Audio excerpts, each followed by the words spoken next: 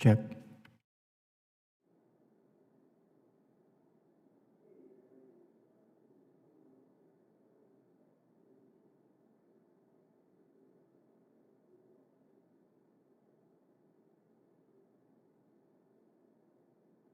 Check, check, check.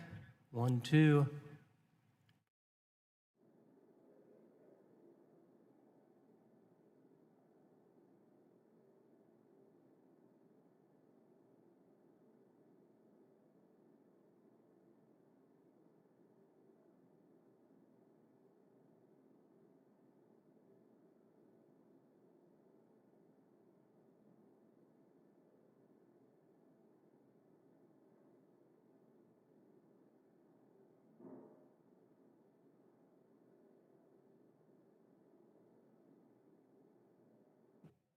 Check, check.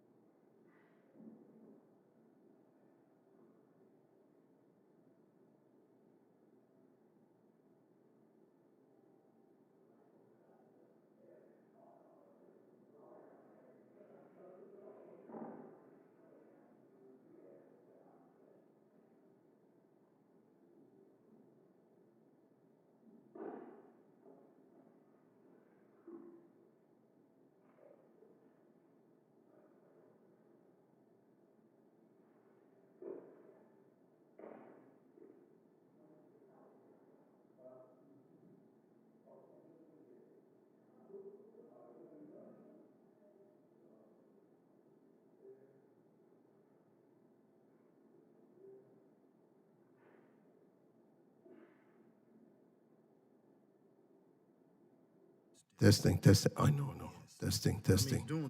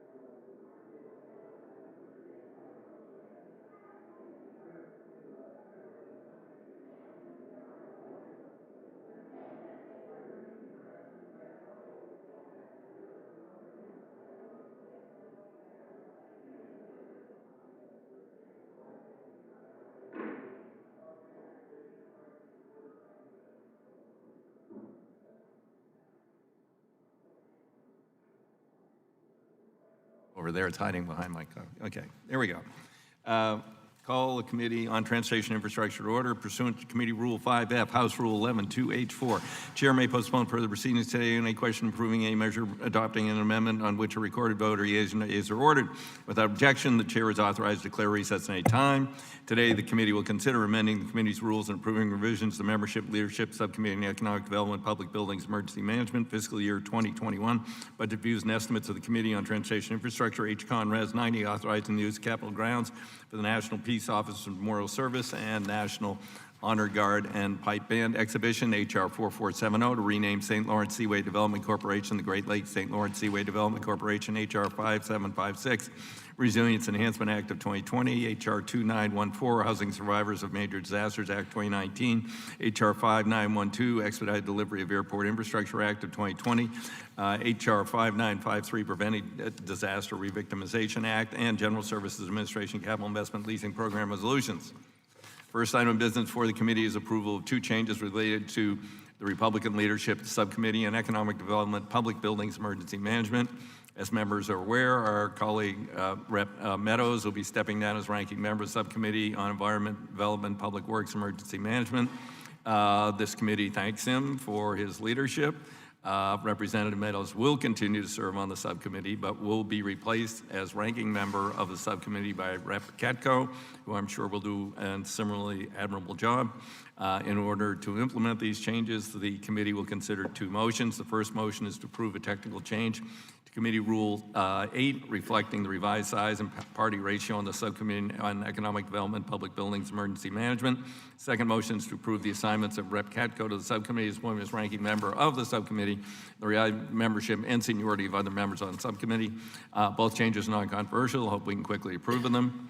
Approval of revised committee rules and procedure. We will now consider technical amendment under two committee rules. As noted, draft rules before you simplify, reflect a technical change. Committee Rule 8 to show the revised size, party ratio, subcommittee on economic development, public buildings, emergency management.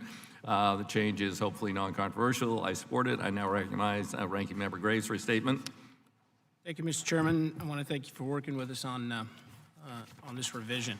As you noted, Mr. Meadows is going to be stepping down in his leadership role, but is still going to serve on the subcommittee, and I appreciate the chair's willingness to align the subcommittee on economic development, public buildings, and energy management ratios with the 5 other subcommittees. With that, I urge the support of the revised rules and yield back.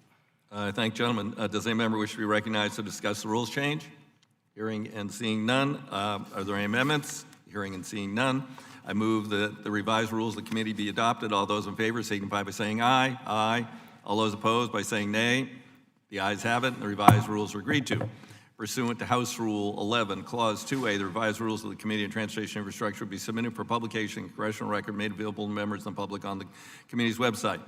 The next order of business is the approval of the revised subcommittee roster. As noted, revised subcommittee roster before you simply reflects the assignment of Rep. John Katko to the Subcommittee on Economic Development, Public Buildings, Emergency Management. Rep. Katko's appointment as ranking member of the subcommittee and the revised membership and seniority of the other members serving on the subcommittee. I believe this change is non-controversial. I support it, and I now recognize Ranking Member Graves for his statement. Thank you, Mr. Chairman. Again, I want to thank you for working with us. I truly want to thank our colleague, Mr. Meadows, for all his hard work as ranking member of Subcommittee on Economic Development, Public Buildings, and Emergency Management. I'm pleased that he will be able to remain on the subcommittee and look forward to continuing to work with him in the future.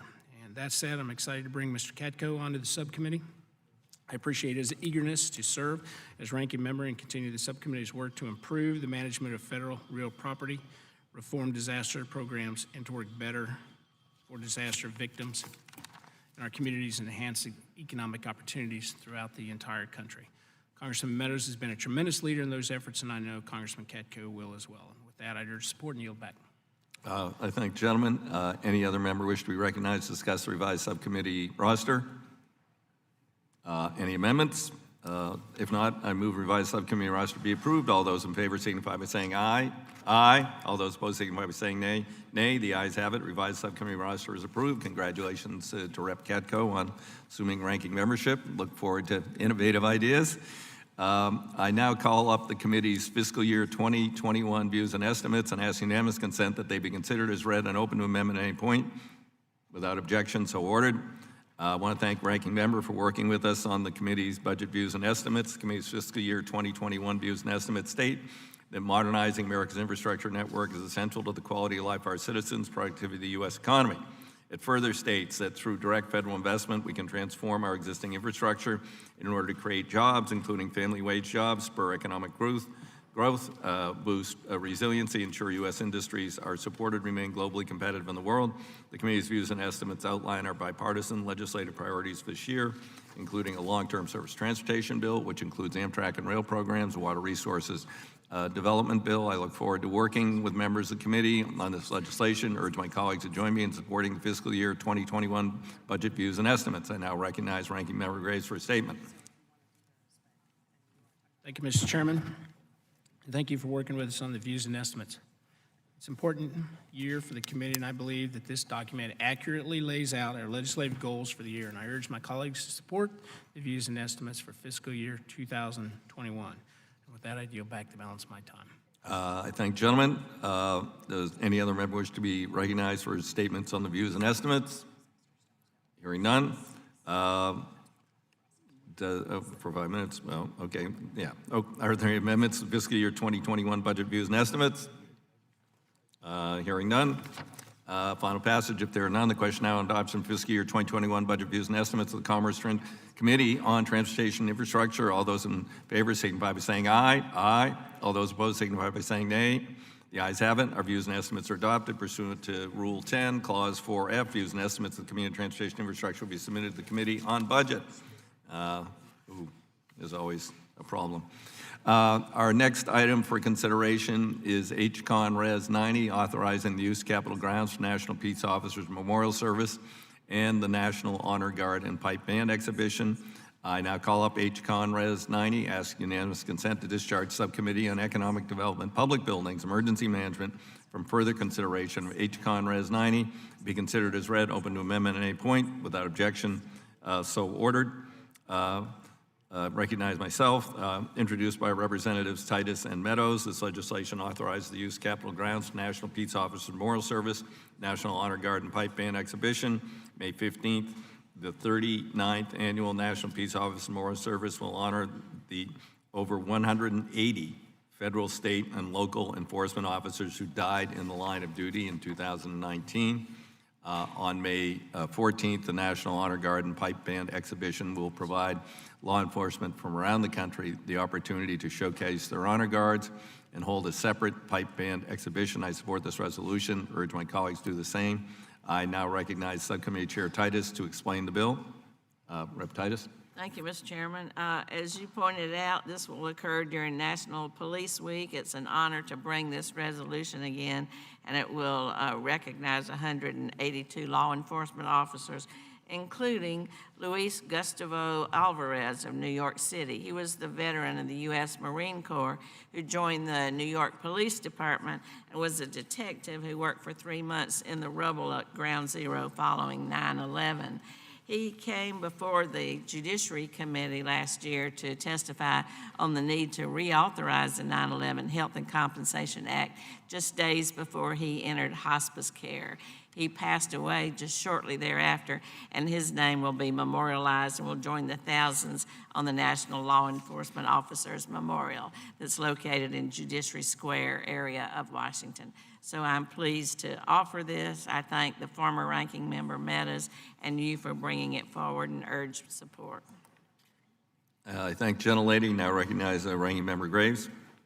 Thank you, Mr. Chairman. In 1962, President Kennedy designated May 15th as Peace Officers Memorial Day. The memorial service began in 1982 as a small gathering in the Senate Park, and today the week draws tens of thousands to honor our fallen officers. This year, 2 fallen officers from Missouri are going to be honored. Police Officer Michael Lansdorf of North County Police Cooperative and Chief of Police Wayne Niederberg of the Lakeshore Police Department. It is important that we continue to honor our brave men and women in law enforcement who have made that ultimate sacrifice in the line of duty. And I urge support of this resolution and yield back. I thank Will the gentleman yield? Well, it's his time. I would thank the gentleman for yielding. I want to thank him for his kind words and certainly for his leadership and look forward to working with Mr. Katko as he really carries the ball forward and gets it in the end zone.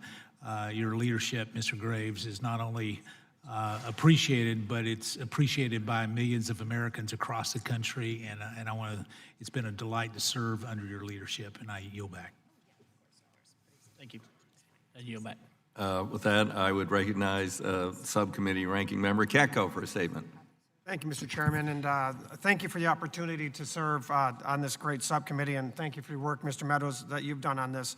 I want to thank Chairwoman Titus and Mr. Meadows for their leadership on this resolution. And as you know, this resolution would authorize the use of the Capitol grounds for the 39th Annual National Peace Officers Memorial Service. This year, 51 officers from New York will be honored. 49 of those 51 officers have died from cancer relating to their response to the 9/11 terrorist attacks. 49 of the 51 honorees. Among those being honored is Under Sheriff Stephen McLeod, who passed away last year after 24 years of service as a law enforcement officer in my district in central New York. Under Sheriff McLeod also served as a 35-year member of the Weedsport Fire Department and assisted in search and recovery efforts at the World Trade Center following the 9/11 terrorist attacks. More than 18 years after 9/11, we can never forget the impact this day is still having on our first responders. Our men and women in law enforcement put on a uniform each and every day and risk their lives to ensure the rest of us are safe. I worked beside them for more than 20 years doing organized crime cases in the federal government. And that is why it is important for us to remember and honor those who have made the ultimate sacrifice. I urge your support of this resolution. I yield back the balance of my time. I thank the gentleman, and I was unaware of that extraordinary number from New York State, so that is sobering. I thank him for his statement. Do any other members wish to be recognized on this legislation? Seeing none, then are there any amendments to H-Con Res 90? Hearing none. The question is now on adoption favorably reporting of H-Con Res 90 to the House of Representatives. All those in favor signify by saying aye. Aye. All those opposed signify by saying nay. The ayes have it. The bill is approved, reported favorably to the House. Now call up HR 4470 to rename the St. Lawrence Seaway Development Corporation the Great Lakes St. Lawrence Seaway Development Corporation. I now call up HR 4470, ask unanimous consent discharge Subcommittee on Water Resources and Environment from further consideration of HR 4470 and be considered as read and open to amendment at any point. Without objection, so ordered. HR 4470, introduced by our colleague Rep. Marcy Kaptur, renames the St. Lawrence Seaway Development Corporation the Great Lakes St. Lawrence Seaway Development Corporation. This change highlights the important role the Seaway plays in global commerce as a direct connection between the Great Lakes and the Atlantic Ocean. The St. Lawrence Seaway Development Corporation, federal government corporation within the Department of Transportation, operates the U.S. portion of the Seaway. Since becoming operational in 1959, the St. Lawrence Seaway has enabled global waterborne trade from the Great Lakes region to the world. The binational waterway has moved on average 14 million metric tons annually. I strongly support this legislation, ask my colleagues to do the same. I now, what? You can go straight to Mr. Graves. Okay, I now recognize Ranking Member Graves. Thank you, Mr. Chairman. I support H.R. 4470, which represents a bipartisan initiative to better align, as was pointed out, the name of the St. Lawrence Seaway Development Corporation with its physical location and its economic importance. Located within the U.S. Department of Transportation, the corporation operates and maintains the U.S. infrastructure and waters of the St. Lawrence Seaway while performing trade development focused on driving economic activity for the Great Lakes St. Lawrence Seaway system. I want to thank the bill's co-sponsors and urge my colleagues to support the bill. And with that, I yield back. I thank the gentleman. Do other members wish to be recognized on this legislation? Seeing none, are there any amendments to H.R. 4470? Hearing none, the question is now on adoption favorably reporting H.R. 4470 to the House of Representatives. All those in favor signify by saying aye. Aye. Those opposed signify by saying nay. The ayes have it. The bill is approved and reported favorably to the House. Next item for consideration is H.R. 5756, Resiliency Enhancement Act of 2020. I now call up H.R. 5756, ask unanimous consent to discharge the Subcommittee on Economic Development, Public Buildings, Emergency Management from further consideration of H.R. 5756, be considered as read and open to amendment at any point. Without objection, so ordered. H.R. 5756, I recognize myself such time as I may consume. H.R. 5756 is the first FEMA-focused bill we'll consider today, tied directly to the recoveries of Puerto Rico and the U.S. Virgin Islands. I did lead a bipartisan congressional delegation to Puerto Rico and the Virgin Islands review the recoveries during last week's district work period. The amount of work remaining is staggering, in addition to the overlay now of the earthquake damage on the south side of Puerto Rico. This measure, introduced by Congresswoman Plaskett, delegate of Virgin Islands, and Gonzalez Colon, Puerto Rico, takes the flexibility given to FEMA in the Bipartisan Act of 2018, Bipartisan Budget Act, expands it to include the major disaster declaration the President granted Puerto Rico for the ongoing swarm of earthquakes the Commonwealth is experiencing. The level of destruction to the communities southern Puerto Rico is staggering, and it's unthinkable to me to think that without this bill, FEMA will have to approach the recovery from the earthquakes differently than the 2017 hurricanes. It's also unthinkable, nearly a month and a half after the most significant of these quakes, FEMA has yet to approve a permanent repair for the damaged and destroyed public infrastructure resulting from them, which includes schools, city halls, and other public buildings, and also highways and bridges. While we were touring impacted communities last week, we saw pancake schools in several municipalities, and until they flattened, and luckily this happened at 4:30 in the morning, otherwise hundreds of kids would have been injured or killed. They were the community hurricane shelters. So hurricane season starts in a few months, and we're at a bit of a loss as to what the substitute can be. This measure would ensure that FEMA is funding reconstruction to the latest consensus-based codes and standards for all relevant hazards. So a school that doubles as a community hurricane shelter sitting in a known seismic zone is constructed to withstand both hazards. That's only common sense. Further, just like Congresswoman Gonzalez Colon and Plaskett's H.R. 2242, which the committee considered in September, this measure expands the types of public infrastructure in Puerto Rico and the Virgin Islands eligible for enhanced recovery assistance. I believe there's a broad consensus on this committee, especially given our passage of the Disaster Recovery Reform Act. In the wake of disaster, we have to build back better and stronger to resist any potential future climate or seismic events. I support passage of the Resiliency Enhancement Act, urge my colleagues to do the same, and recognize Ranking Member Graves for a statement. Thank you, Mr. Chairman. I want to thank Ms. Plaskett and Ms. Gonzalez Colon for their continued leadership on these issues. This bill is going to clarify existing law to ensure Puerto Rico and the U.S. Virgin Islands can rebuild smarter and better, reducing costs and future disasters. I do appreciate their work on this. And with that, I urge support and yield back the balance of my time. I thank the gentleman. I now recognize Subcommittee Ranking Member Katko for a statement. Thank you, Mr. Chairman, and I will be brief. The Resiliency Enhancement Act would clarify language as part of the Bipartisan Budget Act of 2018, intended to speed up recovery following the 2017 hurricanes. I know Ms. Plaskett, my colleague, and Ms. Gonzalez Colon well, and I've had several conversations with both of them. And having lived in Puerto Rico as a prosecutor for several years, I know the situation well down there, and especially hearing from friends that are still down there how bad it is. So I agree with you, Mr. Chairman, that they need all the help they can get, and this will help. I want to commend Ms. Plaskett and Ms. Gonzalez Colon for their very passionate work in this area, and I yield back the balance of my time. I thank the gentleman. I now recognize Representative Plaskett.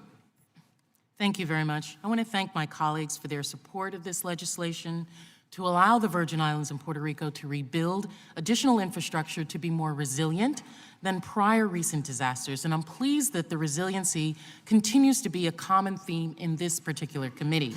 As we all know, in the Bipartisan Budget Act of 2018, there was a recognition from Congress as to the sweeping destruction inflicted on the Virgin Islands and Puerto Rico by Hurricanes Irma and Maria. FEMA was given flexibility to make repairs and replace infrastructure on the islands to incorporate resiliency design and features, regardless of pre-disaster conditions, the standard that normally applies. However, eligibility was limited to infrastructure providing critical services, schools, hospitals, utilities, etc. Excuse me. In addition, according to FEMA, this assistance cannot apply to damages caused by the disaster declared after 2017, such as recent hurricanes in neighboring Puerto Rico, without congressional action. We introduced the Resiliency Enhancement Act of 2020 to clarify that infrastructure eligible for this additional flexibility includes roads, bridges, ports, airports, affordable housing, and stormwater infrastructure on the islands built back, which will minimize the need for future taxpayer investment in recovery. Members of this committee recently participated in a CODEL down to the islands and observed some of our unique challenges. I want to thank my colleagues for coming, for being very observant, for being engaged in that CODEL. This issue of road or bridge or housing unit not being considered critical came up with FEMA. FEMA's interpretation and implementation of pre-disaster condition waiver in the Bipartisan Budget Act of 2018 has run counter to the intent of the legislation approved by Congress. So I, working with my good colleague and sister, Jennifer Gonzalez-Colon, and others, to correct this in this legislation. This bill would also apply these additional flexibility to any major disaster declared in the Virgin Islands of Puerto Rico through fiscal year 2022, including the recent earthquakes. As I've said before, this committee in the past, part of the reason that there has been so much damage was the federal government's persistent underfunding of the territories. Measures to see that we don't have the same type of devastation that we have seen will save money. It makes for a more cost-effective investment while addressing some of the specific needs in the islands already. I think it is consistent with the more resilient posture that this committee has moved us toward on a bipartisan basis, with the Disaster Recovery Reform Act and other legislation in the area of disaster preparedness and response. With climate change fixed on a radar of risk managers around the world, more attention must turn towards resiliency and working out effective measures for disaster loss reduction. I urge my colleagues to approve this legislation, and I yield back. Thank you. I thank the gentlelady. I recognize now Representative Gonzalez-Colon. Thank you, Mr. Chairman, and thank you and the committee that were on the islands during the last week. I think it's important to see firsthand what's going on the island. It's a complete different story. What you read, what the letters we can send, and actually be on the ground, looking at many of the areas. And in that sense, this bill, it's an important one for the islands. It's an important one for the recovery process. I'm a co-sponsor of this bill. The underlying bill language includes my bill, HR 2242, which amend the Robert Staff for Disaster Relief Emergency Assistance Act to include certain services. And Ms. Plaskett was talking about some of the areas that are more important for us. And one of the definitions that we are including in this bill is actually including the solid waste management. After the removal of all the debris from the hurricanes, and now with the earthquakes, we do have a problem with solid waste. So EPA recommend us to actually make those amendments. Stormwater management as well, public housing, transportation infrastructure. And why transportation infrastructure? As being two islands, everything needs to arrive by our ports. So if that infrastructure is damaged, you can receive those commodities. The medical care to the definition of critical services for Puerto Rico and the U.S. Virgin Islands. And Mrs. Stacy Plaskett just said, we work with her to include public housing and transportation infrastructure in the definition of HR 2242 when it was brought to markup in this committee last September. However, this bill extends this flexibility under the Stafford Act, Section 2601, under the Bipartisan Budget Act, through September of 2022 for Puerto Rico and the Virgin Islands. And that's one of the biggest amendments, and that's the reason not only am I co-sponsor, but I truly believe that this bill will be better for the islands. The recovery depends on having available materials, supplies, and personnel needed to be on site. Without ports and transportation services to allow the flow of goods and services to non-continuous jurisdictions such as Puerto Rico, Alaska, Hawaii, or other territories, will be experiencing delays in the recovery as we learn in the aftermath of Hurricanes Irma and Maria. Additionally, as I just mentioned, solid waste management and stormwater infrastructure are essential to mitigate additional flooding, landslides, and contamination of drinking water sources. And you may remember those were part of the issues that were discussed in hearings in this committee during the last year as well. Those issues are typically provided by local governments and they are often unable to afford the cost of sudden catastrophic events and are equally essential for resiliency, recovery, and sustainability measures. Without the definition or without the designation of the services that are not defined as a critical, will limit the availability of FEMA assistance and recovery funds to provide sound and resilient solutions to systems that have a big impact in the short and long-term recovery of the affected jurisdictions. And because of that, I think that this bill is going to be necessary to the island. I encourage all my colleagues to support this bill. And I want to thank Chairman DeFazio and Ranking Member Graves, not just for bringing this bill to markup today, but actually working with Plaska's staff and my staff during the last year to make those changes. By extending this provision, it continues to give the islands time and flexibility to recover, allowing us to build back a better, more resilient infrastructure that mitigates or reduces the impact of future disasters. With that, I yield back. I thank the gentlelady. Do other members wish to be recognized to make a statement regarding the bill? Mr. Garcia, Representative Garcia. Thank you, Mr. Chairman, and I move to strike the last word. I briefly want to thank you for leading the committee delegation, the congressional delegation, to Puerto Rico and the Virgin Islands just last week. We were joined by Senator Dick Durbin because our state, the city of Chicago, and so many of my constituents have strong ties to our brothers and sisters in Puerto Rico. In fact, Illinois has more than 200,000 residents of Puerto Rican heritage. On the trip, the committee assessed recovery efforts in Puerto Rico and the aftermath of the recent earthquakes affecting the southern part of the island. Thank you, Chairman, for not only acknowledging but prioritizing an urgent need for action. This bill, introduced by Representative Plaskett, expands the definition of critical services to ensure recovery assistance includes support for families who have suffered from the devastating earthquakes in December and January. Puerto Ricans continue to live without roofs. Crumbled schools have left children without facilities to learn, and individuals still don't have access to proper health care. These conditions are simply not acceptable, and I commend Representatives Gonzalez and Plaskett for taking this action. While many bureaucratic issues remain, this legislation is an important step to put the people of Puerto Rico on the path to long-term recovery and economic stability. I thank you, Mr. Chairman and Representative Plaskett, for your leadership, and I urge my colleagues to support this bill. I yield back. I thank the gentleman. I also thank him for accompanying the delegation to Puerto Rico. And, you know, I was sobered by what we saw there. It's a very difficult situation ongoing. With that, are there any amendments to the bill? H.R. 5756, Representative Graves is recognized. Oh, clerk, wait, niceties. The clerk will designate the amendment. Amendment to H.R. 5756, offered by Mr. Graves of Louisiana, numbered 101.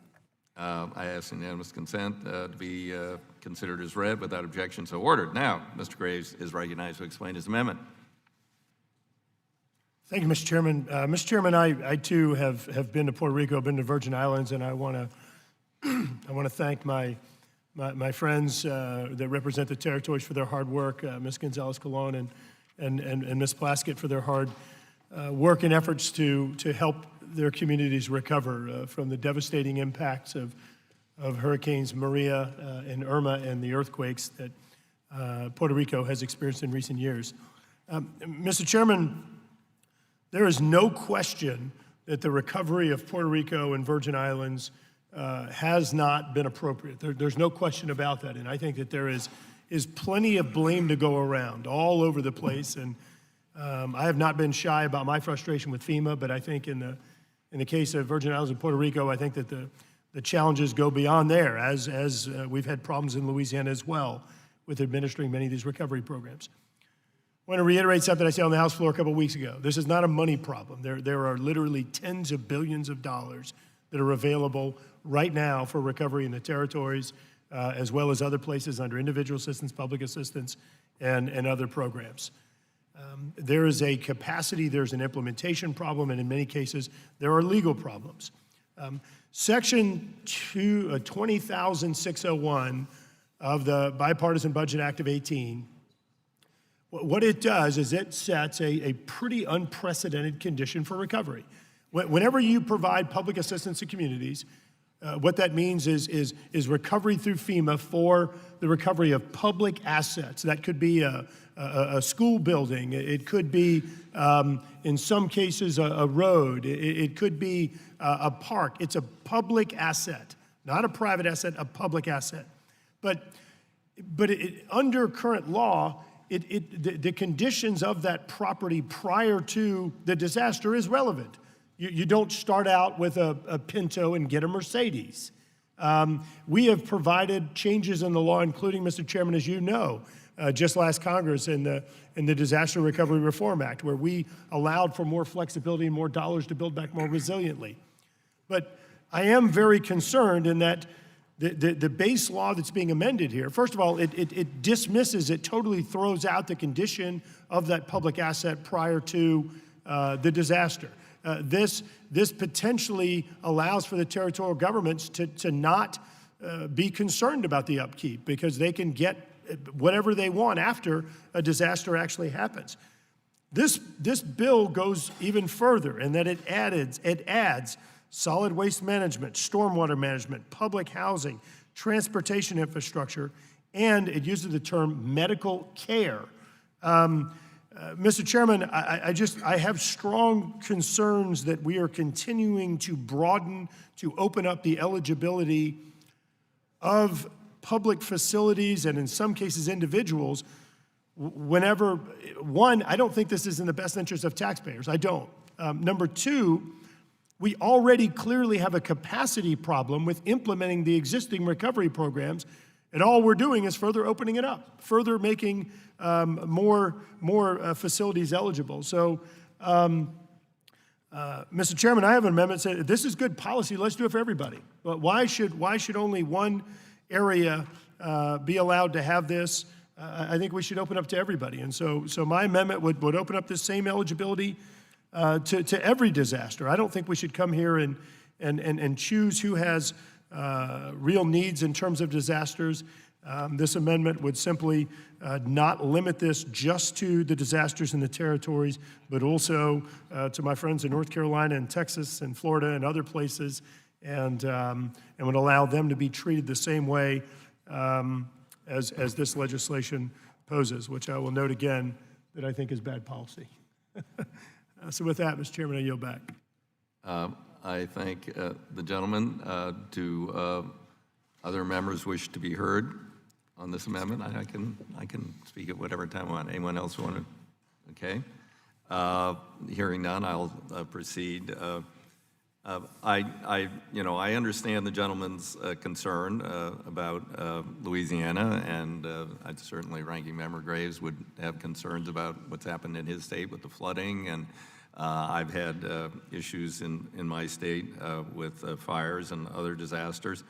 But to expand this unique legislation, which was negotiated between Majority Leader McCarthy and Minority Whip Hoyer when the Republicans were in charge of the House in the Bipartisan Budget Act, to give FEMA this additional flexibility to extend it to all disasters, future and I think even retroactively, would be extraordinarily expensive and obviously block this legislation from coming to the floor.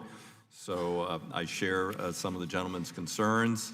You know, having been twice to Puerto Rico, I mean, for instance, PREPA, their power authority was corrupt and incompetent, and you know, and we don't want to reward that sort of behavior, but we do have to look at the extraordinary destruction that was wrought and the reconstruction that's necessary.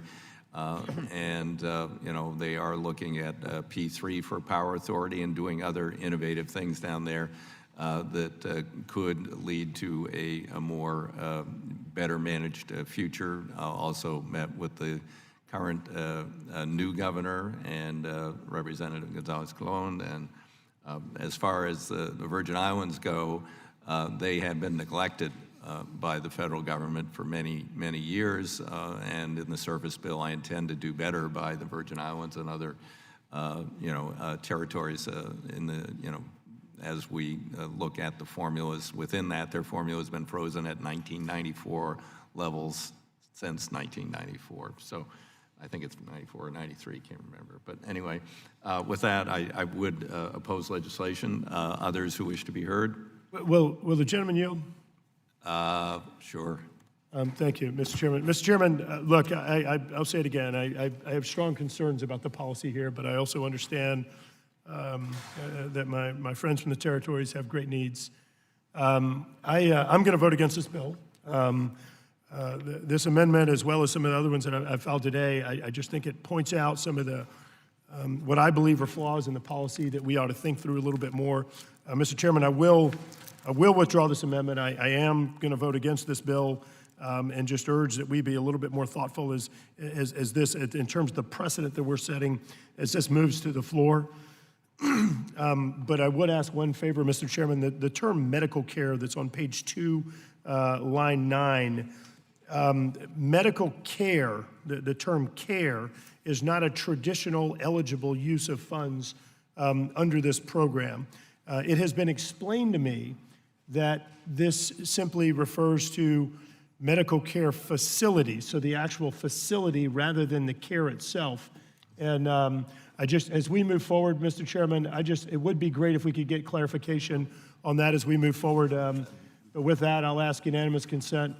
To withdraw the amendment, but I would like the term medical care at some point to be clarified to make it clear that this is not opening up this program or dollars to provide medical care to individuals, which would be very much out of context of this program, that rather it is limited strictly to the facilities that provide that care. So again, Mr. Chairman, I ask unanimous consent to withdraw. I thank the gentleman. It is my understanding it was the intent to limit it to facilities, and I believe that we can deal with that as we move toward the floor. I thank him for his scrutiny.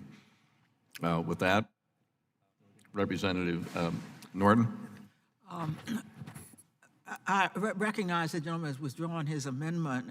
He raises an issue that may well become an issue for many areas of the United States. The problem we have here is that the Virgin Islands and Puerto Rico are on the cutting edge of climate change.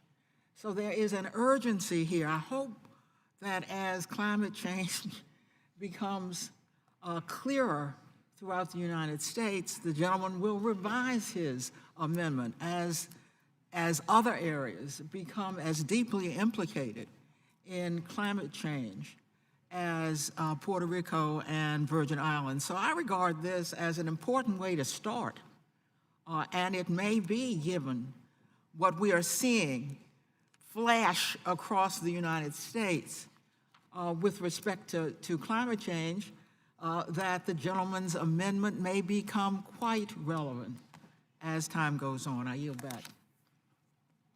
I thank the gentlelady. I just had a comment, which I understand the concern of my colleague, Mr. Graves, and I think it would be inappropriate if we were making legislation specifically for the Virgin Islands and Puerto Rico that did not address other areas as well that face disaster. What this bill is doing, however, is, I believe, a technical fix to language that was put into the Bipartisan Budget Act for disasters, specifically for the Virgin Islands and Puerto Rico, which in that legislation amended the Stafford Act specifically for the Virgin Islands and Puerto Rico to allow us to rebuild more resilient, in recognition of Congress's underfunding over such a long period of time, that having us build to disaster standards would be financially irresponsible on the part of Congress. Because to build to disaster level standards would make us obviously much more vulnerable to hurricanes when they come again, which is inevitable to happen. But putting the Virgin Islands and Puerto Rico to pre-disaster standards allowed us to build more resilient. However, there were areas which were not in that the interpretation that FEMA had, and this is to provide FEMA additional interpretation of what areas could be covered. And I agree that it was for non-emergency medical facilities, and that should be fixed, that it is only the buildings, the infrastructure, that in fact should be allowed to have this. For them to say that schools and hospitals and utilities should be made as pre-disaster, but not a road or not a bridge, was just an interpretation I believe that FEMA had that was incorrect to the intent of Congress. And this legislation is to give that direct, since FEMA seems not to be able to make interpretations that are logical on their own, to give them that logic for them. I yield back. Chairman. I thank General Ms. Colon. Thank you, Mr. Chairman. I just want to clarify some things. The medical care definition was included in the HR 2242 that was unanimously passed here in this committee in September of last year. But again, hearing my colleague and friend from Louisiana, the intent is not providing medical care, is helping the medical care facilities. So I agree with him in defining that sense. Why? It was FEMA who actually recommended us that to the technical assistance for many of the hospitals on the islands, and remember, when Hurricane Irma Maria, Virgin Islands and Puerto Rico were without power for many months. So one of the first areas to attend were the hospitals that were without generators. Without access to the main roads because of the problems in infrastructure. So when we include medical care, it should be medical care facilities in order to have FEMA, and actually they did bring the generators to all hospitals, private and public, during that time, but they did recommend that kind of definition. So with that, I yield back. Thanks, General. Do any other members wish to be heard? Hearing none. Further amendments? Who? Oh, yes. Gentleman's recognized. Thank you, Mr. Chairman. I'd like to yield a moment or 2 moments to Mr. Graves. Mr. Chairman, I just want to quickly respond to the comments. In regard to building back more resiliently, recognizing future conditions, I agree with you. And you and I have worked on legislation to do just that, including the Disaster Recovery Reform Act of 2018 that has provisions in it that provides for more flexibility. One thing I would commit to both of you, and I think that Mr. Meadows and I know Mr. Katko and many others would be willing to work together with us. If FEMA has flawed in their interpretation of that law, let's sit down. I'll go there and fight right next to you with that one and see if we can get them to interpret that bill correctly, that law correctly, because it is cost effective, as we know from disaster-prone areas, to build back resiliently, to have the appropriate standards in place, anticipating future storms and disasters. Study after study shows you get better cost savings by ensuring that you're building resiliently, that you're mitigating from disasters. And so we did make that change in this committee. It is law today, and I'd be willing to work with you all on that. But again, on this legislation, I just think it needs more work, and we'd like to think through it a little bit more as we move forward. Yield back. I thank gentlemen. Further comments? Hearing none. Are there any additional amendments? Hearing none. The amendment was withdrawn, as I understand. Gentleman asked unanimous consent to withdraw. Without objection, it's withdrawn. We'll now move to the adoption and reporting of H.R. 5756, House of Representatives. All those in favor signify by saying aye. Aye. Those opposed signify by saying nay. The ayes have it. Mr. Chairman, Yes. can we have a recorded vote? At that point, we will, should you choose that, the chair will postpone, and we will take, at the end of the consideration of all the bills, we will have the recorded votes. With that, we move on. Our next item for consideration is H.R. 2914, Housing Survivors of Major Disasters Act 2019. I now call up H.R. 2914, ask unanimous consent to discharge Subcommittee Economic Development, Public Buildings, Emergency Management from further consideration of H.R. 2914. Be considered as read, open to amendment at any point.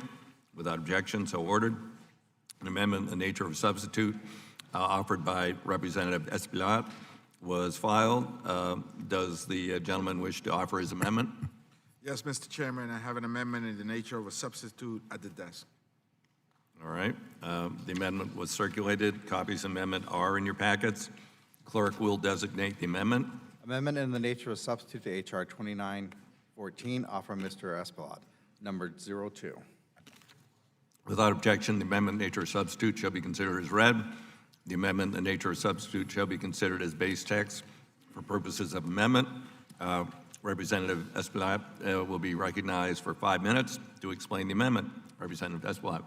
Thank you, Mr. Chairman. First, I want to thank the committee staff and all of the advocates who contribute to this bill. The people of Puerto Rico need help, and they have help in this bill. And I want also to thank the co-lead, Congresswoman Gonzalez Colon. I thank her and her team for the work they put into this legislation. It has been 1 month since this devastating series of earthquakes hit the southern part of Puerto Rico, damaging roughly 1,000 homes and displacing hundreds. Many people have been living in tents and makeshift shelters ever since, in public parks and open areas. The earthquake's devastation was particularly harsh because the island of Puerto Rico has yet to fully recover from 2 unprecedented storms, both Hurricane Maria and Irma, which occurred 2.5 years ago. The federal government's delay in delivering aid to the vulnerable residents of Puerto Rico have left families displaced for months at a time. Currently, in the city of Guanica, at least 350 people have been living in tents for the past month. Mr. Chairman, I saw those families, and particularly I remember an elderly couple. The mother, the woman, had survived the attack on 9/11 at the towers, and she subsequently moved and retired to Puerto Rico, and now this elderly couple was living in a park under a tent. Unacceptable, and I say that it's sort of like an indictment against the U.S. government that this family that survived the attacks on the Twin Towers is now living in the middle of a park in Puerto Rico. In part, these delays can be attributed to the issues addressed in the Housing Survivors of Major Disaster Act, a bill that Ms. Gonzalez Colon and I introduced together after Hurricane Irma and Maria struck in the fall of 2017. First, this bill expands the form of shelter that FEMA regards as housing so that the mobile homes, bunkhouses, and residents living in other alternative forms of shelter are eligible to receive assistance under the Disaster Housing Assistance Program, also known as DHAP. Second, this bill expands the type of documentation that applicants may submit to FEMA to prove their residency or ownership of property impacted by a natural disaster, thus easing the burden on the applicant. Many of these disaster victims have inherited homes that are for 2, 3, maybe even 5 generations. Many of them don't have the leases nor the deeds. And so to place another hurdle on them, I think is a travesty and really a monkey wrench on the way. Third, this is key. This legislation directs FEMA to develop a standardized declarative statement form, which applicants will use to self-certify their tenancy or ownership of damaged property. FEMA already accepts these forms as an alternative to evidence such as housing deeds or lease agreements. However, the agency inexplicably failed to provide these forms directly to the residents of Puerto Rico. This simple fix will ensure tens of thousands of survivors who have been overlooked in the past never face this hurdle again. Fourth, this bill makes aid available to cover the cost of surveys that applicants undertake while providing ownership in order to apply for aid. This is critical because families in crisis cannot go out there and swallow the cost of land surveys. They don't have the money to pay for attorneys, nor are they physically or mentally or emotionally in a position to navigate this very complicated bureaucracy. Lastly, this bill directs FEMA to assess a cost-benefit analysis of the disaster housing assistance program compared to the alternative assistance programs the agency has at its disposal, such as the direct lease program. FEMA has argued that the DHAP program is too costly and that an alternative and has not decided to activate an alternative currently in Puerto Rico. But we believe we need to see hard and fast evidence of how this program has performed so we know the best tools to use when future disasters strike. It is high time that Congress takes a comprehensive look at the federal government's disaster recovery program, but these simple adjustments in policy are low-hanging fruits and will immediately improve the way FEMA delivers aid. Again, I thank the committee, Congresswoman Gonzalez-Colon, and the advocates we work with for all their contributions in drafting this legislation and help getting it over the line. Thank you, Mr. Chairman, and I yield back. I thank the gentleman for his explanation and for outlining the challenges. We heard similar concerns while we were in Puerto Rico, and I believe that the amendment in the nature of substitute addresses a number of the concerns that were raised. With that, I'd ask if other members wish. Ranking Member Graves, do you wish to be? Okay, sorry. Ranking Member Katko. Thank you, Mr. Chairman. I support the amendment in nature of a substitute to H.R. 2914. The amendment in nature of a substitute would help clarify acceptable forms of documentation for disaster victims to demonstrate eligibility for assistance. Unfortunately, one hurdle for disaster victims may be simply to prove that they are in fact disaster victims. In some areas, for example, property records may be unclear or out of date. This bill would direct FEMA to establish a clear process, forms, and needed documentation to better facilitate assistance for people impacted by disaster. I urge that this amendment be adopted and the underlying bill be approved, and I yield back the balance of my time. I thank the gentleman. Other members wish to be recognized. Ranking Member Graves. Thank you, Mr. Chairman. I want to thank Ms. Gonzalez-Colon for her work and Mr. Espiat on this bill, obviously, and for working with us to make the changes, found in the nature of a substitute. It makes the bill work as intended. This bill is going to help clarify FEMA's process for verifying residency and home ownership, and I would urge support for the underlying bill, and I yield back. I thank the gentleman. Representative Garcia. Thank you, Mr. Chairman. I, too, add my voice of support. Surviving a major disaster is traumatic. Dispersing federal aid shouldn't be caught up in bureaucratic hurdles while people in need suffer and wait. I thank Representative Espaillat for taking action to eliminate some of the most ridiculous hurdles that prevent Puerto Ricans from getting the aid they need. For example, in order for those who have lost their homes to receive federal assistance, disaster survivors must produce documentation like a title, deed, or notarized document, regardless of whether those items may have been lost when the homes were destroyed to begin with or flooded. To put that in perspective, thousands of families were left homeless after Hurricane Irma and Maria, and now hundreds of devastating earthquakes have left many in 10 cities across the southern part of Puerto Rico. Despite this, we are still making people jump through hoops to prove they need help. How many billions of dollars have we approved for Puerto Rico, yet bureaucratic paperwork is what is keeping hundreds from getting the assistance they need to rebuild their homes? It's shameful. It's time we take the burden off of our Puerto Rican sisters and brothers and put the burden on the government to make this recovery money move. This bill does that. It makes it easier for families to prove eligibility for housing assistance, and I commend Representative Espaillat for advancing this legislation. I urge members of this committee to support the bill. Thank you. I yield back. Delegate Representative Gonzalez Colon. Thank you, Mr. Chairman. What this bill is achieving is actually cutting the delays in the recovery process. When you suffer a disaster like Hurricanes Irma and Maria, many people lost their titles. Many people lost their documentation. And we are hearing about that in news every day, asking why too many blue tarps in Puerto Rico and why the help is not arriving to those homes. One of the issues is the home ownership titles and all the documentation that is needed by housing, that is needed by FEMA in order to get that assistance to the people. So what this bill is going to do is reducing the recovery delays for disaster victims. What it will do is clarifying FEMA in terms of the process of verifying the home ownership and the residency of the people that were affected.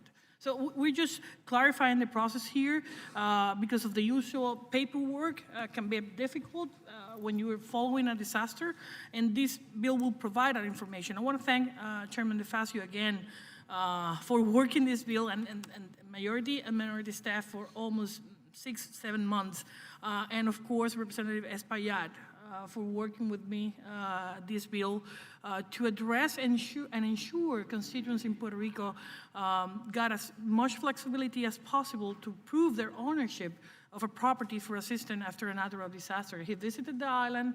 He saw this was the main claim during the first month after Maria. How can I prove this is my house, even when I'm living here for 30 years? When is the land of my family land plot for many, many years, and I don't have the documentation to prove it immediately because of the legal process of the island. This bill will also provide alternatives in order to prove that individuals were residing in an area during natural disaster. Again, this will require a report on the Disaster Housing Assistance Program and how effective this program is. And I don't see why we can request a report on this issue. The Federal Emergency Management Agency, FEMA, decided against using the Disaster Housing Assistance Program in Puerto Rico following Hurricanes Irma and Maria, and has looked to other programs to meet the immediate need of those affected by natural disasters. Why, when you are asking for FEMA assistance, you need to submit the SBA request for a loan? I mean, there's many processes that have been taking place during this period of time, a lot of them without the proper information. Now those things were corrected after the hurricane and a week after the earthquakes. So we can say that there's a big difference between the process in the hurricane aftermath of Irma and Maria and now with the earthquakes in January. And it's because FEMA has been providing that flexibility already. However, the most important consideration must be how to meet immediate needs, how to address them for individuals and families affected immediately after a natural disaster. And again, I want to thank Representative Espaillat and his staff for working with my staff for this bill and for many other things regarding housing during the last year. And I know it's taking a long time for the bill to be completely ready, but I think it's in a great spot right now. I also want to thank Aaron Davis and Johanna Hardy from the majority and minority staff they work hard to get this amendment ready in order to be in a proper way. And again, thank you, the committee, for traveling to Puerto Rico during the last CODEL and the visits before during the terms of 2017. The visits of members of Congress to Puerto Rico, having firsthand what's going on, is the best resource we have in order to make this kind of things happen. If it was not in the news, no one would be taken care of. We don't have senators. I don't have a vote on the floor. I don't have a Puerto Rican delegation, but I feel that my colleagues here in the House are having my back in this kind of issues, and that's the reason I support this bill. That's the reason I'm a co-sponsor. And again, thank you for providing a lot of much help. And some people may say, there's a lot of billions of dollars being approved to Puerto Rico. We don't have it yet. A lot of them are being approved, but not dispersed. So the process is a long process. It's going to take years. This is a way to expedite that recovery process for many of the people. And I want to thank also Representative Mass that was on the island recently seeing the aftermath of the earthquake. With that, I yield back. I thank gentlelady. Other members wish to be heard on the general discussion? If not, now bill is open for amendment. Representative Graves. Mr. Chairman, I'd ask unanimous consent if amendment number 102 and 103 could be considered en bloc. Without objection, so ordered. Thank you, Mr. Chairman. The clerk will designate the amendment en bloc. An en bloc amendment to the amendment in the nature of substitute to H.R. 2914, offered by Mr. Graves of Louisiana, consisting of Amendment 102 and 103. Without objection, so ordered. Representative Graves is recognized to speak on his amendment. Thank you, Mr. Chairman. Yes. Thank you, Mr. Chairman. Mr. Chairman, very quickly, I understand there may be bipartisan agreement on these two amendments. The first amendment is the exact text that the Congresswoman Stacey Plaskett and I worked on in H.R. 1311. This passed this committee unanimously. And what it does is this attempts to align the STEP program that is run by FEMA with the Community Development Block Grant Disaster Recovery Program run by HUD, where we have seen where temporary housing solutions are implemented within a home, in some cases spending tens of thousands of dollars, but required to only make temporary housing accommodations and then come in and ripped out, in some cases, ripped out in the very same week as the HUD program comes in and does long-term recovery. It is a complete waste of taxpayer funds. It re-victimizes disaster victims. So what this does is it provides more flexibility to FEMA to allow for better alignment in the short-term and long-term programs to where we're not wasting taxpayer dollars. As I recall, after Hurricane Harvey, in some cases they were spending $65,000 per home for temporary repairs, only to come in and immediately rip things out in some cases and do permanent repairs. Again, let's save taxpayer monies. Let's not re-victimize our disaster victims. And this amendment provides that better flexibility to align those programs. 103, in the underlying bill, what this does is it tries to help improve eligibility of those for disaster assistance that are having trouble proving title. The goal is laudable, although the base text I have concerns with. One amendment that we do here is it just basically aligns in the case of some state law that automatically transfers title to heirs in the event of a death. And that's the case in my home state of Louisiana, that under the state law, it doesn't require will and testament to allow for the transfer or the inheritance of a home. It goes to the heirs, and so this would align those heirs as being eligible as the primary owner or primary residents of that home. So I ask for adoption of the two amendments in block and yield back. I thank the gentleman. Do any other members wish to be heard on the amendment? If not, I'll recognize myself.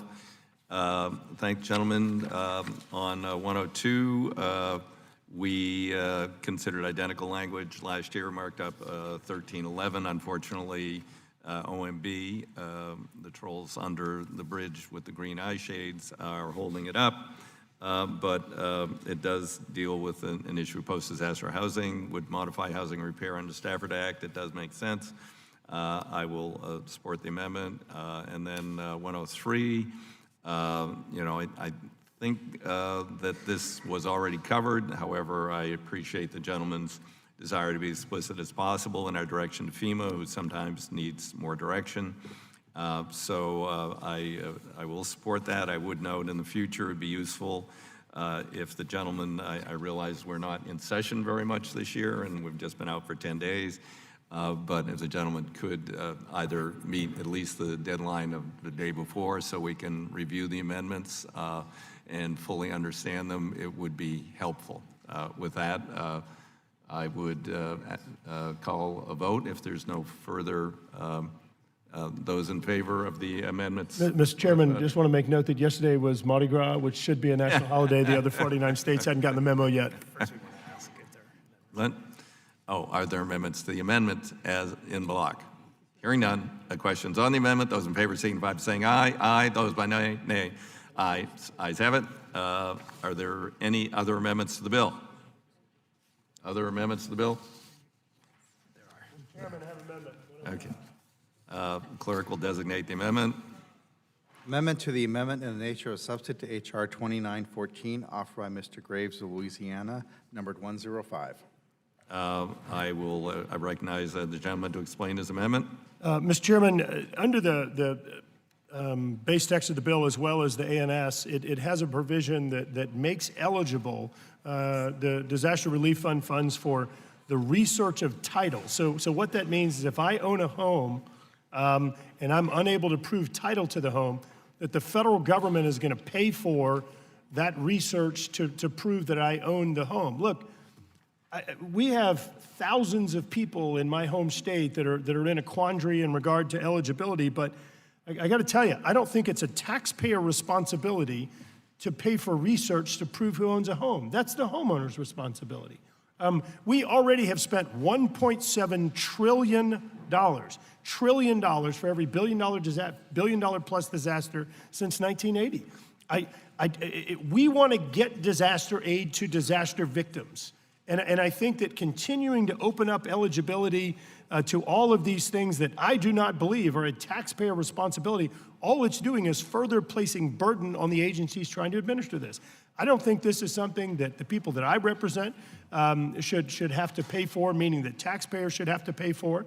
I understand this is part of the recovery process, but I think that you having some documentation to show that you own a home is a homeowner responsibility. Further, the base text of the bill lowers the threshold in terms of proving ownership to, quote, a charitable donation receipt that lists the name and address of the individual. What in the world did taxpayers need to pay for in order to help somebody find a donation of $5 to the Salvation Army? I don't believe that's the case. And so this amendment would strike subsection B, which makes it a federal taxpayer obligation to have to pay for research related to obtaining title or prove ownership of a home that I think is really incumbent upon that homeowner. Yield back. I urge adoption of the amendment and yield back. I thank the gentleman. These comments apply to 105, 106, and 107 in the interest of time. Oh, wait. No, I didn't do these in block. No, I know. You got two more. Oh, your comments. I'm sorry. My comments, yes. I'm not going to speak on each one. I'm going to, again, thank the gentleman for offering this amendment and those to come. Unfortunately, again, receiving it just for the markup, we do not fully understand the impact. I think he raises some interesting concerns, but I hope the gentleman will withdraw these amendments, and we will attempt to address those concerns more specifically under 105, 106, 107 before we go to the floor, or in future bipartisan disaster reform legislation. Do other members wish to be recognized? Representative Espaillat. Thank you, Mr. Chairman. When one flies into San Juan, Puerto Rico, we are perplexed. How come there are still, years after Hurricane Maria and Hurricane Irma, so many blue tarps in hundreds, if not thousands, of homes? The reason why that is so is because it is critical that we provide disaster relief and victims an unimpeded path to relief. And in fact, when someone is traumatized by a hurricane of the magnitude of Maria or an earthquake similar to the ones that impacted the island recently, one not only may have lost their deeds because the wind just took it away, or because you have inherited that property from your great-great-great-grandfather.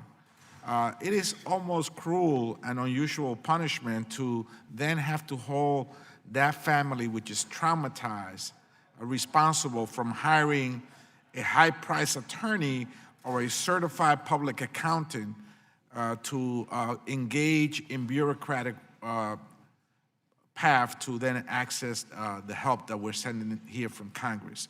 I think we're in the business of helping people. If we want to help those victims, I think that Ms. Gonzalez-Colon agrees with us that we should try to really tackle all these obstacles, these monkey wrenches that are on the way to assist people that are still, years after the storm, living under blue tarps, and those that are residing in parks and open areas in the southern part of Puerto Rico. Let's give them the help they needed. They're looking to us for help. Thank you, Mr. Speaker. I yield back. I thank gentlemen. Other members wish to be recognized. Representative Marcus Powell. Thank you, Mr. Chairman. I just want to express my support for the underlying bill, H.R. 2014, the Housing Survivors of Major Disasters Act. I think that this bill makes it easier for families to get the housing assistance after a major disaster. I can tell you that we had a major hurricane almost 3 years ago, Hurricane Irma, and it devastated South Florida. So many families from Key West all the way to Homestead and Kendall needed quick access to basic services. And I think that this bill will cut through the red tape so that individuals and families aren't denied any FEMA aid after future hurricanes because they actually lack the specific documentation to prove ownership of damaged or lost property. If you lose everything, what you need is immediate assistance, not the hurdle of trying to get all these documents in place that you've actually lost because of the disaster. So I think that this is a way for us, for all of us, to give our constituents more ways to prove ownership, and I think that this bill does exactly that. Disasters bring so much uncertainty to so many families, and I think that it's important for us to pass through this legislation so that we can help ease this burden. With that, I yield back. Thank you, gentlemen. Representative Mast. Thank you, Chairman. I'd like to offer my support for the amendment offered by Mr. Graves. As somebody that also lives in a hurricane-prone area, an area that's been struck by hurricanes numerous times, I would just like to say, we prepare. It's what we do. We prepare in the form of having generators that we check on in our garages before we get into hurricane season, of having shutters or different kind of materials that we'll put over our windows, of making sure that we have food, water, ice, different things that need to be put in place when we have these kinds of disasters coming, such as a hurricane. As an example, it's not unreasonable, in my opinion, to expect that people maintain and keep safe important documents that will be needed by federal agencies when they're seeking assistance. That should be a reasonable expectation as anybody that lives in any disaster-prone area. I think that's a very fair ask, and I would just like to, as I said again, offer my support for that amendment. I yield back, Mr. Chairman. I thank gentlemen. Others wish to be heard. Delegate Gonzalez Colon. Thank you, Mr. Chairman. I need to be opposed to this amendment, and I'll tell you why. I may agree in the sense of why opening a process, but the reason behind here, the Bipartisan Bill Act actually provide this help to Puerto Rico. We assign funds to Puerto Rico to actually do the same thing this amendment is doing. This is not new. What we are including here is taking away the hurdles from FEMA to actually allow the people of Puerto Rico to recover when they don't have the title in their hands. That's the reason we're dealing with this legislation today, to actually reducing those delays in the bureaucracy of providing the papers or the documentation, the home ownership title. Why we are going to be asking not to have this in the FEMA provisions when it was included already, and actually I think it's more than $1 million that is already assigned to do that kind of research to the title deeds. Mr. Chairman, I really appreciate the efforts of Mr. Graves, and I want to thank him for many of other help he gave me during the recovery process, but I need to oppose this amendment that we received this morning. We don't even have the time for do the proper research and provide him with the facts. That I think is important for all members of this committee to actually have a proper discussion on the issues.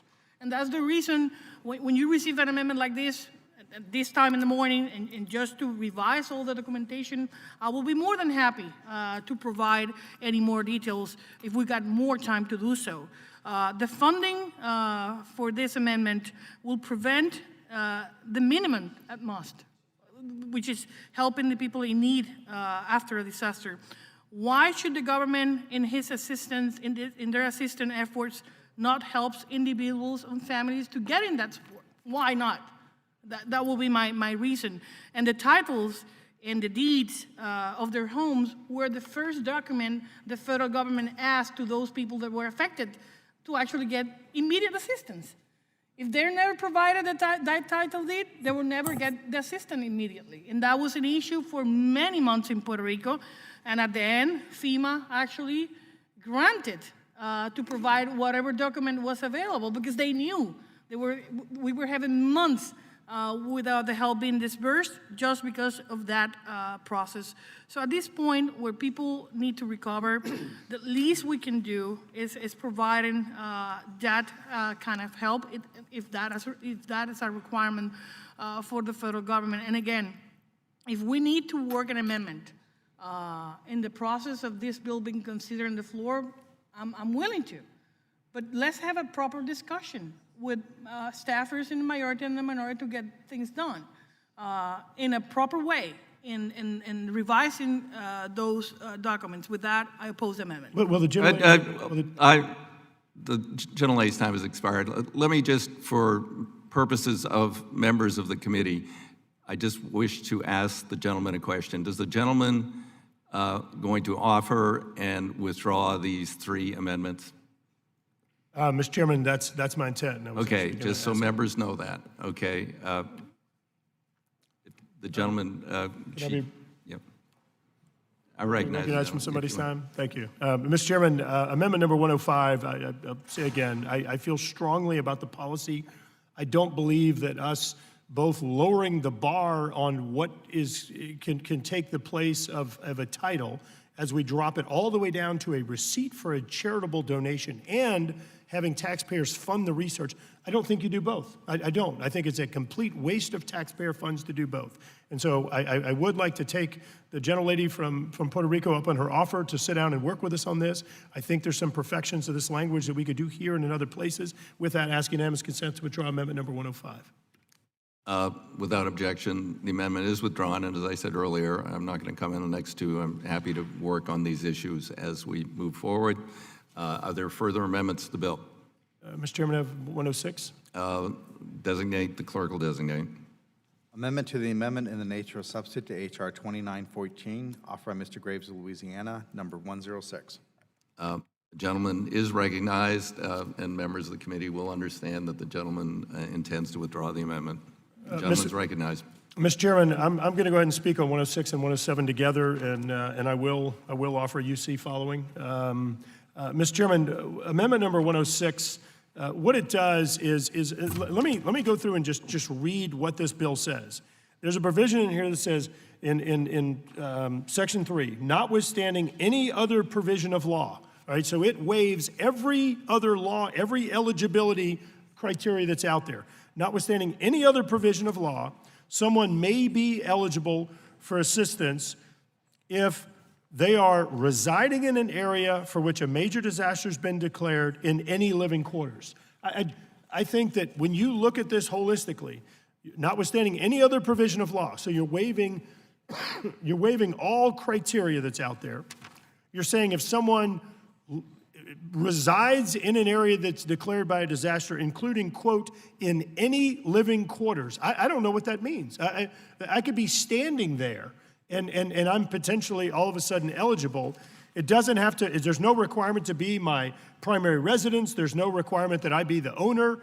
There's no, it lowers again the threshold of you showing that you live there by simply having a donation receipt or a credit card statement or a medical record. I mean, all sorts of things that I think open the door to all sorts of fraud and abuse.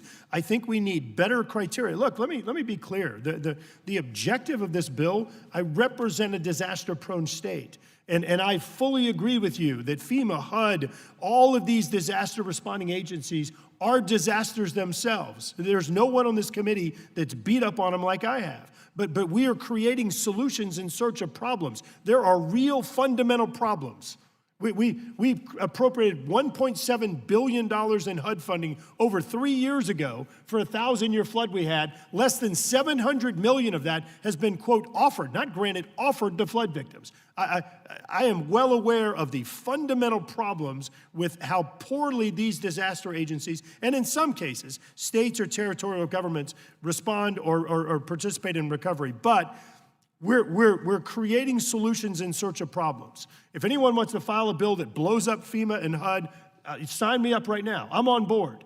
But we're not truly solving problems. I'm telling you right now, we will come back in a year if this becomes law. We will not have solved problems.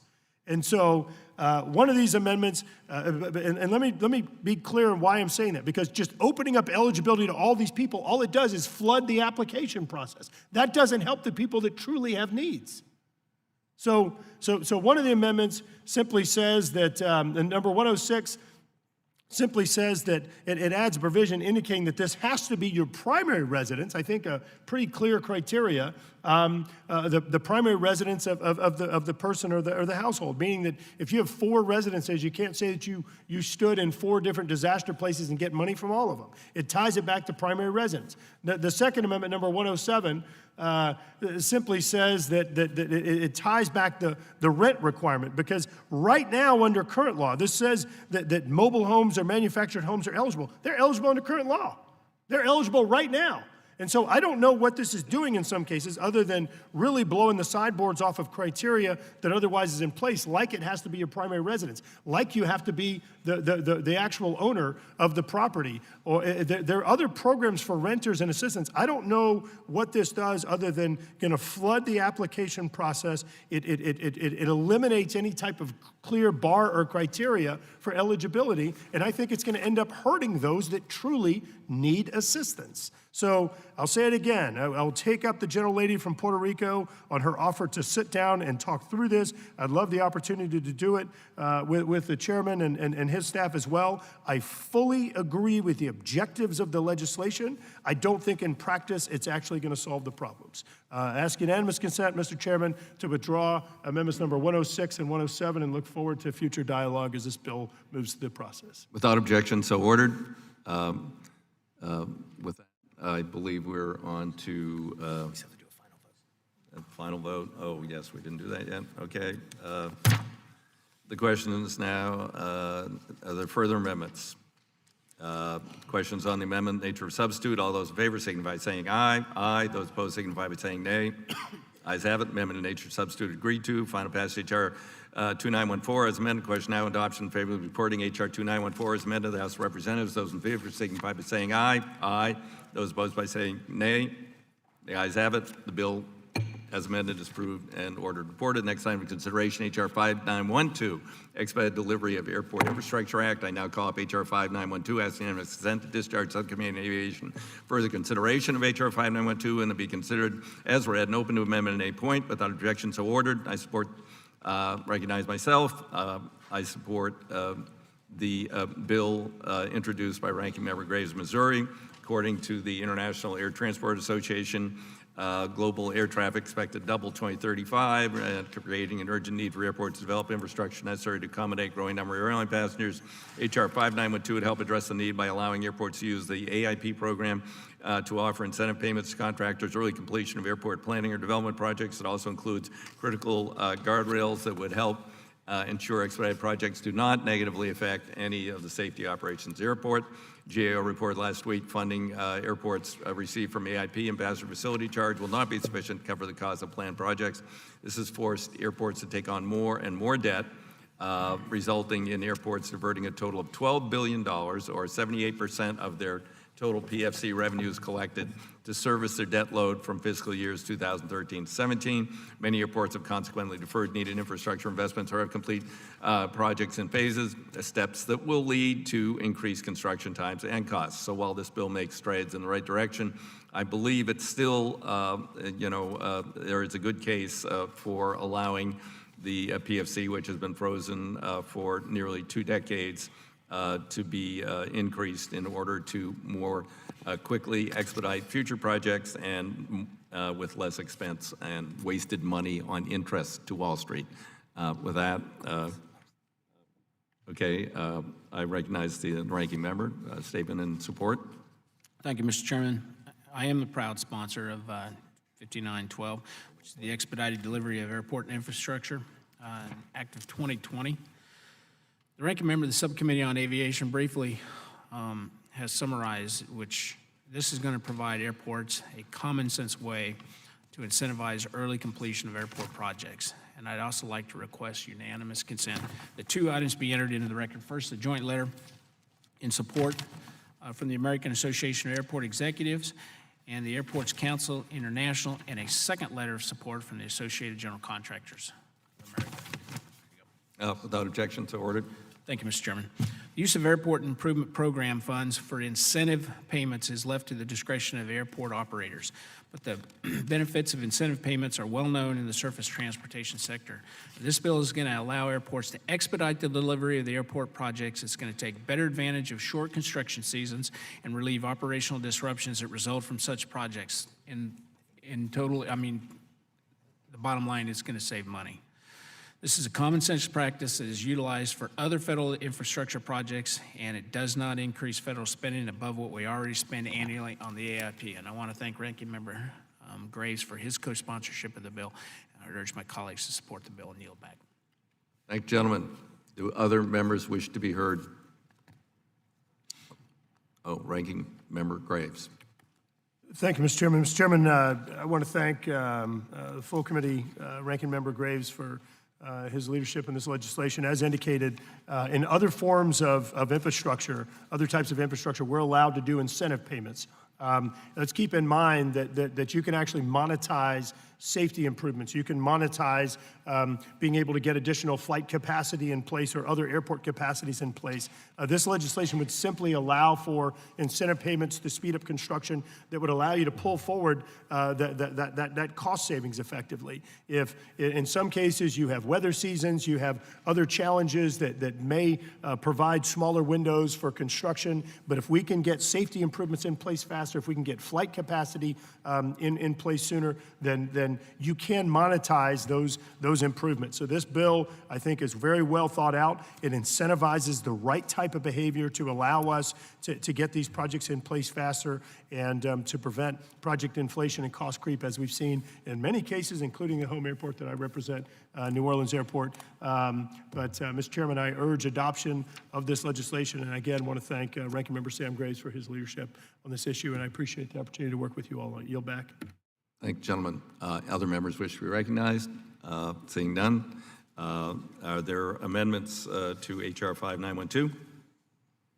Hearing none.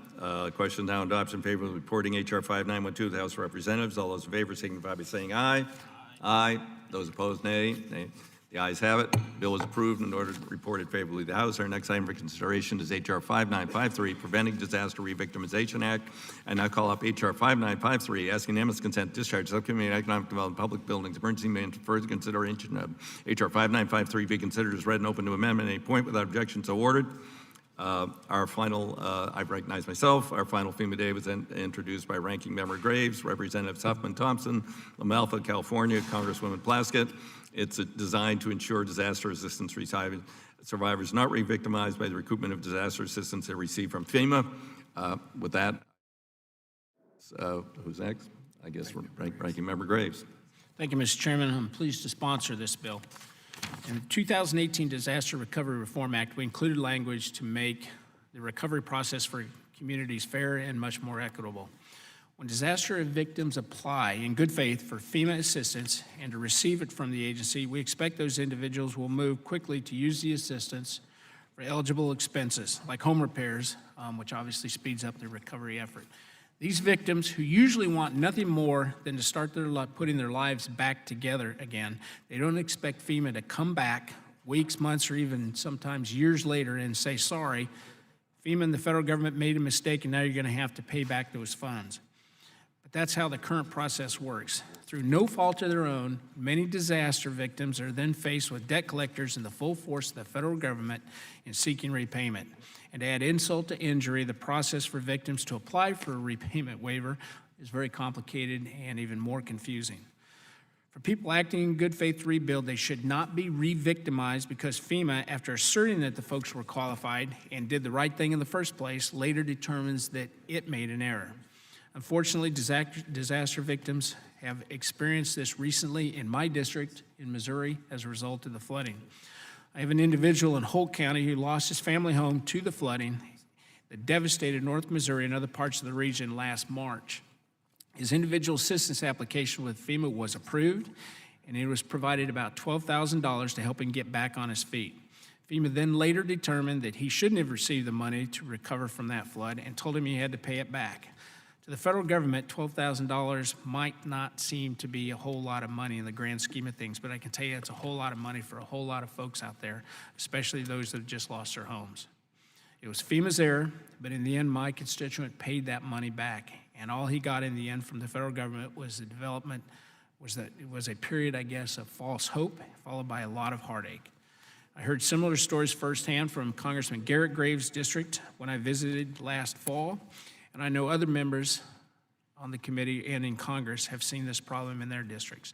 H.R. 5953 would clarify that if there is an error by FEMA and there's no evidence of fraud, it's a very important part of this, the victim's debt is automatically viewed as a hardship and waived. It also requires FEMA to report back to the committee on its error rates and tell us exactly what they are doing to reduce them. While we thought issues like this had been addressed as part of the disaster reform efforts that we did pass in 2018, it is clear from the committee's oversight of DURA implementation that we have more work to do, and we need to make it more explicit of what we are asking from FEMA. I think this is a good first step. We have already have a newly confirmed FEMA administrator appearing before the committee next month, and I hope we can work productively with him to help ensure that the law is being implemented based on Congress's intent. And with that, I'd urge the support of the legislation, and thank you very much for working with us on this, and yield back the balance of my time. I thank the gentleman. Do other members wish to be heard? Ranking Member Katko. Thank you, Mr. Chairman. I want to echo the comments by my colleague and the ranking member and congratulate him on his leadership on this issue. This bill addresses a specific issue that many communities impacted by disasters have seen. All too often, after a disaster, we wind up creating unnecessary roadblocks for disaster victims who do the right thing. When people in good faith apply for assistance and get it, they expect the experts, FEMA, to make the right decision. Yet, what we have seen is long after assistance has been provided and appropriately used by the recipient to recover from the disaster, FEMA sometimes makes an ex post facto determination that the government agency, not the applicant, made a mistake. And then they turn and punish the person that they gave the money to. People must have confidence that they can rely on FEMA's determinations so they don't hesitate in rebuilding, fearing at some point they may be asked to repay the assistance. This bill included language giving FEMA more flexibility to waive such debts. Excuse me, not this bill. The Disaster Recovery Act included language giving FEMA more flexibility to waive such debts. However, the burden falls on the disaster victim and the process is highly complicated. This bill will clarify that when FEMA makes an error, the burden falls on FEMA and not the disaster victim. I urge support for this legislation. I yield back the balance of my time. All right. Are there any amendments? Mr. Chair, Representative Davis is recognized. Mr. Perry has an amendment at the desk that I'd like to offer. A clerk will designate the amendment. Amendment 97. Amendment to H.R. 5953, offered by Mr. Davis. It's recognized to explain Mr. Perry's amendment. Thank you, Mr. Chair, and thank you to the ranking member for this piece of legislation that I am very supportive of. Many in my district have seen the wrath and the aftermath of a FEMA approval process and then come back and have their disaster happen outside of the natural disaster. But Mr. Perry's amendment to H.R. 5953 is necessary due to FEMA's high rate of error in the distribution of the covered assistance. The high rate of error is partially due to conflicting interpretations of distribution requirements within FEMA. FEMA is not transparent about the processes used to make these decisions, which has allowed these conflicting interpretations to continue to cause errors in their distribution decisions. Mr. Perry's amendment would add transparency by requiring the administrator to report to Congress on the internal processes used to make distribution decisions and any changes made to such policies. This added transparency will help us determine if vague processes are leading to these errors and provide a path to resolving such issues. I urge a yes vote on this amendment, and I yield back. Okay. I thank the gentleman for representing Mr. Perry's amendment so eloquently. We're willing to accept the amendment. Without objection, the amendment is adopted. Are there other amendments? Hearing none, we will then move to final passage, which is we are now question is adoption favorably reporting H.R. 5953 to the House of Representatives as amended, and those in favor signify by saying aye. Aye. Those opposed signify by saying nay. Ayes have it. Bill is approved. Reported favorably to the House. General Services Administration Capital Investment Leasing Program Resolutions en bloc. We will now consider 24 General Services Administration Capital Investment Leasing Program Resolutions. I ask unanimous consent to call up the resolutions en bloc and that they be considered as read and open to amendment at any point without objection, so ordered. I support all of the 24 General Services Administrations before us today. With that, does anyone else wish to be recognized? Ranking Member Graves. I support it. I urge adoption. With that, I yield back. Okay. Other members wish to be recognized? Hearing none, then we will, there are any amendments to the en bloc resolutions? Hearing none, then the question is now on adoption of the 24 GSA resolutions en bloc. All those in favor signify by saying aye. Aye. Those opposed by saying nay. Nay. The ayes have it. 24 resolutions are adopted. We will now proceed to the measures on which recorded votes were requested. What happened to my microphone? Is a roll call vote still requested at this point? The gentleman withdraws his request. With that, then we move to the question. Oh, didn't we pass? Okay, all right. So now the question is on whatever that bill was that the amendment was to. 5756. 5756. All those in favor signify by saying aye. Aye. Those opposed? The ayes have it. Bill is adopted and will be reported favorably to the House. I ask unanimous consent that each bill reported today will be reported as a single amendment, the nature of substitute incorporating any amendments adopted without objection.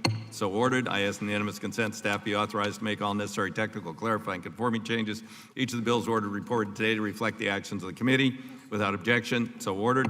Pursuant to House 22, Clause 1, I ask unanimous consent chair or designee be authorized to offer such motions as may be necessary in the House to go to conference with the Senate on the legislation adopted today or a similar measure. Without objection, so ordered. I ask unanimous consent pursuant to Rule 11, Clause 2L. Members have at least 2 calendar days in which to file any supplemental, minority, additional, dissenting views on legislation adopted today.